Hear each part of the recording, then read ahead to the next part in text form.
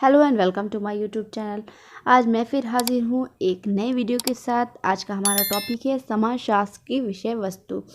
तो ये sociology subject का बहुत ही इम्पोर्टेंट टॉपिक है, तो बहुत ही ध्यान से समझिएगा। तो प्राय ऐसा होता है कि बहुत सारे स्टूडेंट्स या बहुत सारे लोग विषय वस्तु और विषय क्षेत्र को एक समझ लेते हैं, परंतु दोनों में पर्याप्त अंतर होता है। विषय वस्तु वो होती है जिसके अंतर्गत किसी विषय विशेष का अध्ययन किया जाता है। इसके विपरीत विषय क्षेत्र वो होता है कि किस सीमित सीमा तक किस विषय का अध्ययन करना है। मतलब विषय क्षेत्र वो होता है जिसका किसी सीमा तक या एक बाउंड्री या क्षेत्र निश्चित होता है, और विषय वस्तु वो होती है जिसके अंतर्गत किसी भी विषय के संबंध में अध्ययन करना है। तो विषय वस्तु अलग होती है और विषय क्षेत्र अलग होता है। किसी भी विषय वस्तु से तात्पर्य उन पहलुओं अथवा बातों से है जिनका अध्ययन उनमें किया जाता है। तो किसी भी विषय की विषय वस्तु से क्या तात्पर्य है कि उन पहलुओं और उन बातों का है कि जिसके अंतर्गत उसका अध्ययन, उस विषय का अध्ययन करना है। विषय वस्तु का निर्धारण करना इसलिए अनिवार्य है कि किसी भी विषय में सभी पहलुओं या बातों का अध्ययन नहीं किया जा सकता। तो विषय वस्तु का निर्धारण करना इसलिए भी आवश्यक है कि मतलब कि यदि हमें समाजशास्त्र पढ़ना है तो समाजशास्त्र में तो बहुत सारे ऐसे टॉपिक है, क्योंकि समाजशास्त्र एक ब्रॉड एरिया है, एक ब्रॉड विषय है, ब्रॉड सब्जेक्ट है। तो यदि अगर इसकी विषय वस्तु नहीं निर्धारित की जाएगी कि फर्स्ट ईयर में क्या पढ़ाना है, सेकेंड ईयर में क्या पढ़ाना है, थर्ड ईयर में क्या पढ़ाना है, तो इससे बच्चों को नहीं समझ में आएगा कि हम एक साल में या एक सेमेस्टर में या फिर सेकेंड ईयर में, थर्ड ईयर में क्या पढ़े। तो क्या है कि किसी भी विषय से संबंधित विषय वस्तु का निर्धारण होना इसलिए अनिवार्य है कि किसी भी विषय वस्तु, किसी भी विषय के संबंधित सभी पहलू या बातों का अध्ययन एक ही बार में किया जाना आवश्यक नहीं है। इसलिए विषय वस्तु का निर्धारण किया जाता है। आमतौर पे हम लोग बुक्स लेते हैं तो बुक्स के फ्रंट पेज पे ही मतलब विषय वस्तु का निर्धारण किया जाता है कि इस बुक के अंतर्गत क्या क्या किस किस टॉपिक के बारे में चर्चा की गई है। तो इसी प्रकार विषय वस्तु भी, किसी भी विषय से संबंधित विषय वस्तु अत्यंत आवश्यक या अनिवार्य होती है। ऐसा किसी भी विषय विशेष को अन्य विषयों से अलग करने के लिए भी अनिवार्य है। तो क्या है कि यदि किसी विषय विशेष को अन्य विषयों से अलग करना है, इसके लिए भी विषय वस्तु अनिवार्य होती है। अन्य विषयों की भांति समाजशास्त्र भी निश्चित विषय वस्तु है, परंतु एक नवीन विषय होने के कारण समाजशास्त्र की विषय वस्तु के संदर्भ में विद्वानों में मतभेद पाए जाते हैं। अन्य विषयों के मतलब अर्थात अन्य विषय की भांति समाजशास्त्र की भी अपनी एक अलग विषय वस्तु होती है, परंतु इसके संदर्भ में विभिन्न विद्वानों में मतभेद है। दुर्खिम के अनुसार समाजशास्त्र को 3 भागों में विभक्त कर अध्ययन किया जाना चाहिए। ये इससे संबंधित डायग्राम है। दुर्खिम के अनुसार सामाजिक स्वरूप शास्त्र पहला, दूसरा सामाजिक शरीर रचना और तीसरा सामान्य समाजशास्त्र। तो दुर्खिम के अनुसार इन तीनों पहलुओं पर अध्ययन किया जाना चाहिए समाजशास्त्र का। तो पहला सामाजिक स्वरूप शास्त्र, इसके अंतर्गत सामाजिक संगठन बनाए रखने में सहायता करने वाली शक्तियों का अध्ययन किया जाता है। इसमें मुख्यतः भौगोलिक परिस्थितियाँ जैसे जनसंख्या का घनत्व आदि जिनका प्रभाव समाज के संगठन पर पड़ता है का अध्ययन किया जाता है। तो दुर्खिम के अनुसार समाजशास्त्र का अध्ययन भौगोलिक परिस्थितियाँ, जनसंख्या घनत्व, मतलब जिन सब का भी प्रभाव सामाजिक संगठन पर पड़ता है उन सब का अध्ययन किया जाता है। दूसरा सामाजिक शरीर संरचना, यह खंड अनेक उपखंडों में वर्गीकृत है तथा इनके अंतर्गत वे विषय आते हैं जिनका अध्ययन अन्य विशेष विज्ञान करते हैं, जैसे धर्म का समाजशास्त्र, कानून का समाजशास्त्र, ज्ञान का समाजशास्त्र आदि।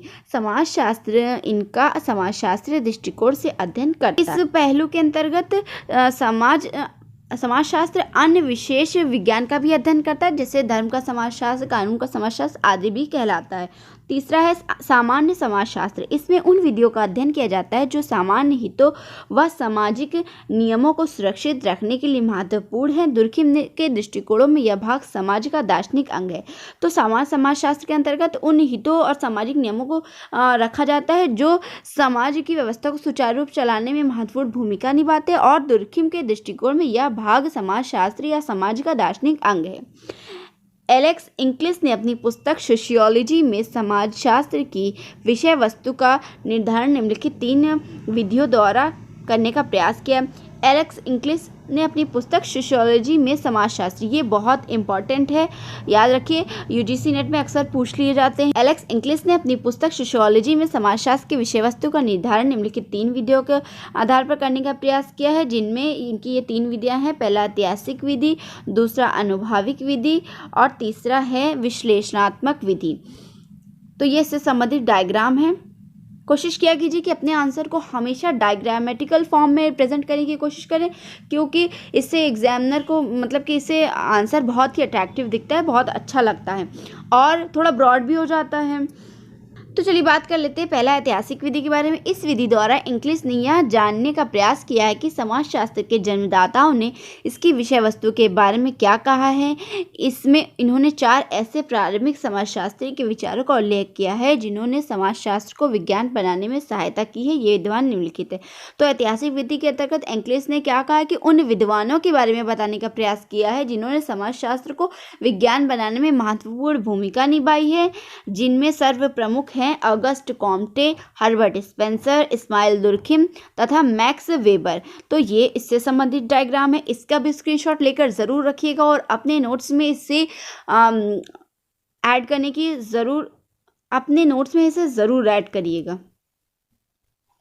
अगस्त कॉम्टे समाजशास्त्र के जन्मदाता माने जाते हैं। इन्हें ही मतलब कि अगस्त कॉम्टे को ही समाजशास्त्र का जनक कहा जाता है, क्योंकि उन्होंने ही 1838 ईस्वी में प्रथमतः समाजशास्त्र का प्रयोग किया तथा उन्होंने अपना अधिक ध्यान समाजशास्त्र के अस्तित्व को स्वीकार करवाने में ही लगाया। वास्तव में कॉम्टे क्योंकि समाजशास्त्र को ऐसा विज्ञान मानते थे जिसमें सभी दृष्टिकोणों को एक साथ रखकर अध्ययन किया जाता था, अतः उनको इसकी कोई विषय वस्तु निर्धारित नहीं की। उन्होंने समाजशास्त्र की 2 शाखा, सामाजिक स्थितिक एवं सामाजिक गत्यात्मकता का उल्लेख किया है। प्रथम शाखा में उन्होंने अर्थव्यवस्था, परिवार, राजनीति आदि प्रमुख संस्थाओं के विश्लेषण पर बल दिया, जबकि दूसरी शाखा में समाजशास्त्र को इकाई मानकर इसके विकास एवं परिवर्तन के अध्ययन पर बल दिया। उन्होंने समाज का समग्र रूप में अध्ययन करने का ही नहीं अपितु समाज के तुलनात्मक अध्ययन को भी समाजशास्त्र का विषय वस्तु स्वीकार किया। तो अगस्त कॉम्टे ने कोई भी मतलब कि कोई स्पेसिफिक विषय वस्तु नहीं बताई। उन्होंने समाजशास्त्र को 2 शाखाओं में विभाजित कर दिया। एक में सामाजिक गत्यात्मक आदि का उल्लेख किया जाता है और दूसरे में परिवार, राजनीति, प्रमुख संस्था आदि का विश्लेषण पर बल दिया जाता है। उनके अनुसार समाजशास्त्र का समग्र रूप से अध्ययन करना चाहिए अपितु उसका तुलनात्मक अध्ययन करने पर इन्होंने बल दिया।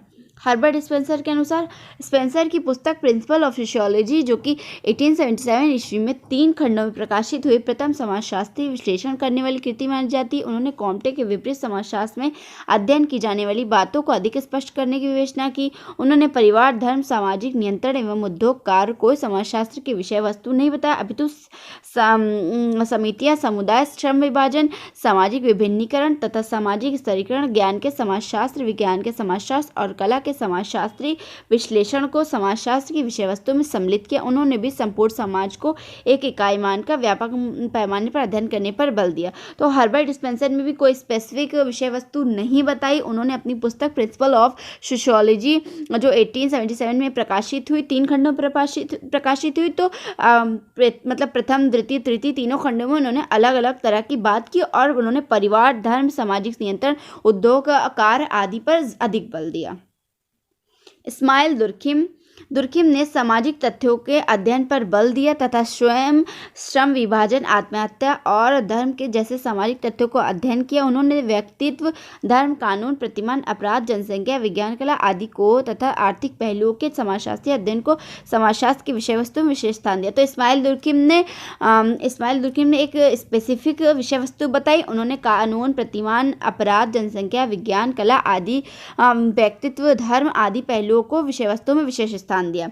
मैक्स वेबर ने सामाजिक क्रिया, धर्म, आर्थिक जीवन के अनुपम पहलुओं जिसमें मुद्रा, श्रम विभाजन भी सम्मिलित है, राजनीति, दल, शक्ति, सत्ता, अधिकारिकता, अन्य बड़े संगठन, जाति एवं वर्ग, नगर अथवा संगीत पर स्वयं अध्ययन किया, इनकी महत्ता पर प्रकाश डाला।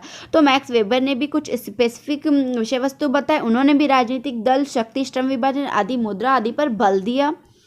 अब बात करते हैं अनुभाविक। ये तो हमने बात की थी ऐतिहासिक विधि के बारे में, जिन्होंने जो 4 प्रकार के ऐतिहासिक विधि के अंतर्गत 4 प्रकार के विद्वानों के बारे में बात की गई। अब बात करते हैं अनुभाविक विधि के बारे में।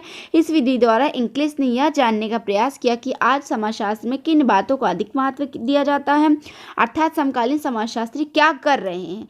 यह पता 3 स्रोतों द्वारा लगाया जा सकता है। पहला, पाठ्यपुस्तकों को विश्लेषण करके। दूसरा, विभिन्न विद्वानों द्वारा समाजशास्त्र की विभिन्न शाखाओं को समंथन करके, तथा अनुसंधान पत्रिकाओं व अन्य रिपोर्टों में प्रकाशित लेख के द्वारा पता लगाया जा सकता है। तो अनुभाविक विधि में क्या कहा उन्होंने कि समाजशास्त्री समकालीन रूप से क्या कर रहे हैं उनका पता लगाना। उन्होंने इसके लिए 3 स्रोत बताए। पहला, पाठ्यपुस्तक का विश्लेषण करना।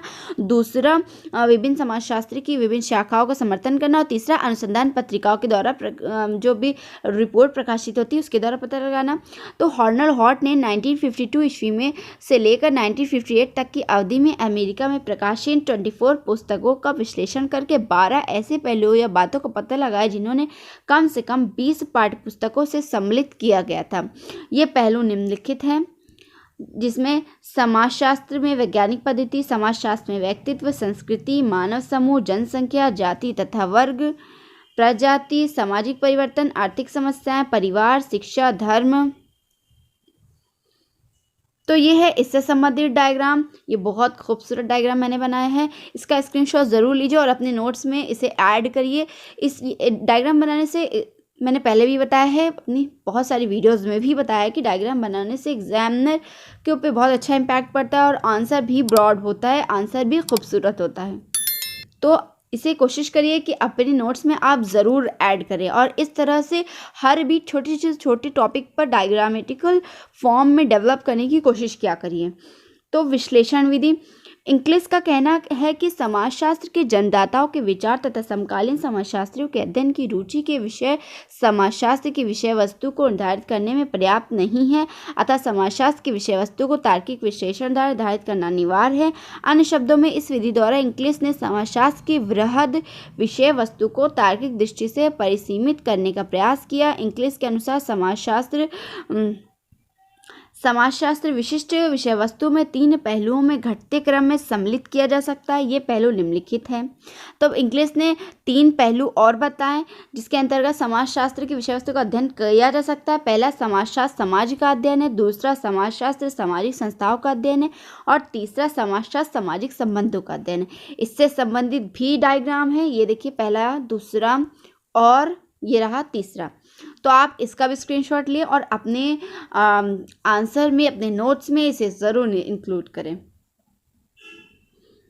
पहला, समाजशास्त्र समाज का अध्ययन है। समाजशास्त्र एक ऐसा विशिष्ट विज्ञान है जिसमें समाज को समग्र रूप से विश्लेषण की एक इकाई माना जाता है। इससे पहलू में विशेष समाजों के आंतरिक विभेदीकरण तथा उनकी बाहरी विशेषताओं से संबंधित समाज के विकास तथा समस्याओं के अध्ययन को सम्मिलित किया जाता है। मैक्स वेबर तथा किंग्सले डेविस ने इस अध्ययन श्रेणी को अध्ययनों के उदाहरण में रखा है। दूसरा, समाजशास्त्र सामाजिक संस्थाओं का अध्ययन है। समाजशास्त्र के इस विषय वस्तु का दूसरा विशिष्ट पहलू सामाजिक संस्थाओं का अध्ययन है। समाज का निर्माण करने वाले विभिन्न अंगों तथा सामाजिक संस्थाओं जैसे परिवार, चर्चा, स्कूल तथा राजनीतिक दल आदि के अध्ययन पर बल दिया जाता है। संस्थाओं की अन्य विशेषताओं, इनके परस्पर एवं संबंधों एवं कार्यों के अध्ययन में भी इस पहलू में सम्मिलित किए जा सकते हैं। इंग्लिश के अनुसार इस पहलू में अधिक अध्ययन नहीं हुए, अतः आज बड़ा संस्थाओं में अपेक्षा छोटी संस्थाओं के अधिक रुचि बढ़ती जा रही है। तीसरा है समाजशास्त्री सामाजिक संबंधों का अध्ययन। इंग्लिश ने इस पहलू में स्वाभाविक संबंधों के अध्ययन पर बल दिया है। सामाजिक संबंध 3 प्रकार के होते हैं। पहला, व्यक्ति, दूसरा व्यक्ति के बीच, तीसरा व्यक्ति से समूह के बीच तथा एक समूह से दूसरे समूह के बीच। मैक्स वेबर, वॉन वे, जॉर्ज सिमेल तथा टॉलकॉट पर्सन्स ने इस पहलू में महत्वपूर्ण अध्ययन किए। अतः हम ये कह सकते हैं कि समाजशास्त्र के विषय वस्तु का क्षेत्र भी बहुत ज़्यादा व्यापक है, परंतु इसके संबंध में विभिन्न प्रकार के विद्वान एक मत नहीं है। सभी विद्वान ने अपने स्तर पर अलग अलग विषय वस्तु बताने का प्रयास किया है। अगस्ट कॉम्टे, जिन्हें समाजशास्त्र का जन्मदाता कहा जाता है, उन्होंने कोई खास स्पेसिफिक विषय वस्तु नहीं बताई। उन्होंने कहा कि समाजशास्त्र का संपूर्ण अध्ययन समग्र रूप से अध्ययन करना चाहिए तथा समाजशास्त्र का तुलनात्मक अध्ययन भी करना चाहिए। समाजशास्त्र को एक ब्रॉड लेवल या ब्रॉड दृष्टिकोण से देखने का प्रयास करना चाहिए। अतः हम ये कह सकते हैं कि समाजशास्त्र एक बहुत ही इम्पॉर्टेंट या फिर एक महत्वपूर्ण विषय है। इससे संबंध में कोई भी एक विषय वस्तु को बताना निश्चित नहीं है या फिर कोई भी पार्टिकुलर विषय वस्तु नहीं बताई जा सकती। तो आशा करती हूँ आपको हमारी आज की वीडियो पसंद आई। अगर वीडियो अच्छी लगे तो मेरे वीडियो को लाइक करिए, मेरे चैनल को सब्सक्राइब